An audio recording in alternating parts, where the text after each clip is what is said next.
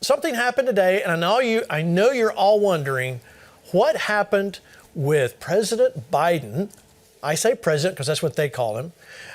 His speech today about COVID. But before I get Lance's comment, I want to play from our friend Jesse Waters, who's been on this show before from Fox, his review of what Biden said. Watch. He's an angry man. He's a bitter man. He's humiliated by the Afghanistan situation. He's upset with the economic recovery where it should be, but it's not. So he's taking that anger out on the unvaxxed. He's targeting 80 million Americans who don't trust him, don't trust the media, for good reason. Country's been lied to for 3 decades. Why would you trust a politician or the media telling you anything? And instead of uniting the country against this pandemic and against China, because that's where it came from, he's trying to divide the country against itself for political exploitation. You know who people trust? They trust their doctor. So instead of doing all this crap that means nothing, give the doctors the shots. Have the doctors in private practice shelve the shots. They can stick these things in people's arms. You can get rid of all that other mistrust when you do that one thing. He's obviously poll-tested mandates, never said mandates. It's requirements now. That's the new word to look out. The federal government mandate's very interesting. So there's about 2 million federal government employees. Let's just say 70% are vaxxed. So that's 500,000 that aren't vaxxed. He's going to fire 500,000 government employees for not getting the shot. If he does that, he's the greatest bureaucratic reducer. I would call him a conservative. Yeah. I mean, he gets rid of 500,000 federal employees. Wow. Jobs get filled. Yeah, that would be a big deal. The other thing, if you have more than 100 workers at your company, you got to jump through all this red tape. They're going to fire people to get to 99. You don't do that during a labor shortage, and it's just going to create a lot of turmoil in the economy. I don't agree with Fox on a lot of things. But I do agree with what Jesse said. It's going to cause a lot of turmoil. It's not over yet. Don't panic. Lance, I'm going to give this to you, but I want to quote this Rasmussen poll from last week. 32% say Biden should resign now. 40% say Biden deserves to be impeached. 33% say Harris is not qualified to be president. But here's the kicker. All of these figures are exclusively from Democrats. All right, Lance, let me get your take on it to get the ball rolling here. Yeah, it's a bit troubling, isn't it? Because one wonders, how do you pray?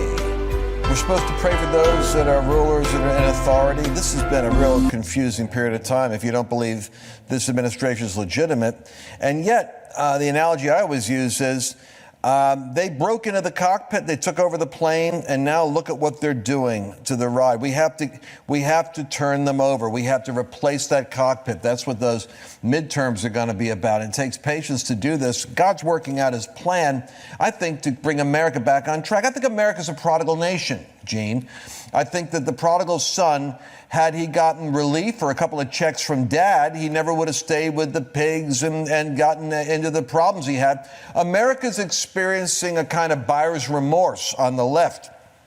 And we're experiencing some reflection on the right about how we've let the country get to the place where it is so occupied in media and in the health community and in government and economics. How did we let this happen on our watch?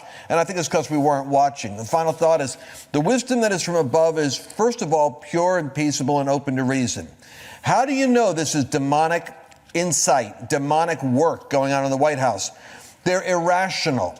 Biden is irritated, and his patience is wearing thin, like one of the grumpy old men in Walter Matthau and Jack Lemmon's movie.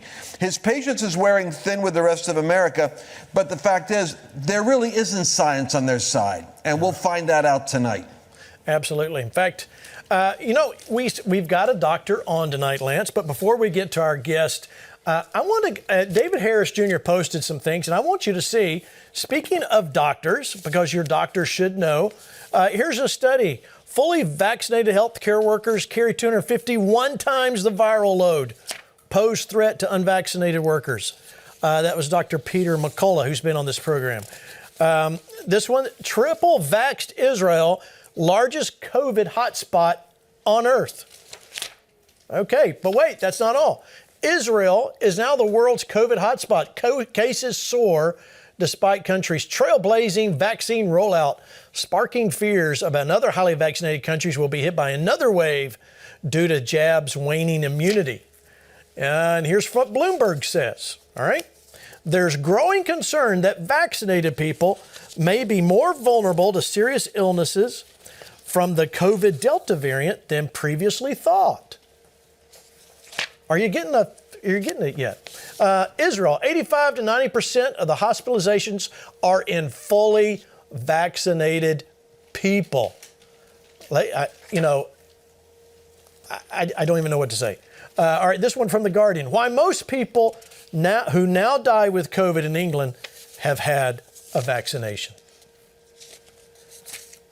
It's just overwhelming. All right, I want to bring in a doctor, Lieutenant Colonel Omar Hamada, MD, is a former Special Forces flight surgeon and diving medical officer who was deployed to Afghanistan in the early months of the war on terror. I want to bring in, thank you, doctor, for being with us. First off, tell me, what is a diving medical officer? That's a great question. So in the Special Forces, we have different teams. We also have scuba teams. So the DMOs, or diving medical officers, are those physicians who care for scuba teams, or those who work underwater. So we're certified in deep sea and hyperbarics as well. So in lieu of that, you heard what we've talked about so far. I know this isn't underwater, but you're a doc, you're an MD, so I want to get your opinion here. And please, Doc, if you disagree with us, say so. But where do you stand on all this with this vaccinated? I mean, we're seeing on one hand a president sit in his office and talk about how the unvaccinated are the problem, but we're seeing all of these in the media, even the mainstream media, saying that's just simply not true. Yeah. So, there's so much confusion, misinformation, misunderstanding in all this. And we're seeing different experiences across the globe between here and Israel, as you just mentioned. So what I tell people is when we start getting confused, we need to go back to the basics.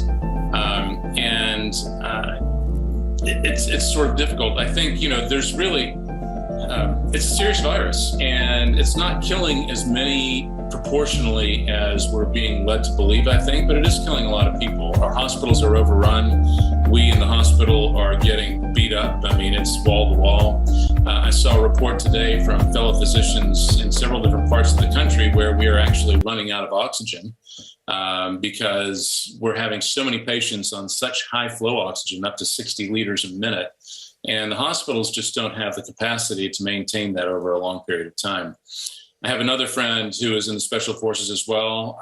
He was in my unit, and he's very active with NASA now. And he's telling me that actually NASA is getting a bit concerned about the oxygen shortages that are actually affecting their space program as well. So, there's actual disease out there that's affecting many, many people. So the question is, how do we temporize the severity or the extent of it? Virologically, vaccination is certainly one way. The problem is that this vaccine has become so untrusted by the general population that it's really a hard sell. And especially because the government seems to be mandating it. The government seems to be pushing it rather than physicians. So it's been a serious issue.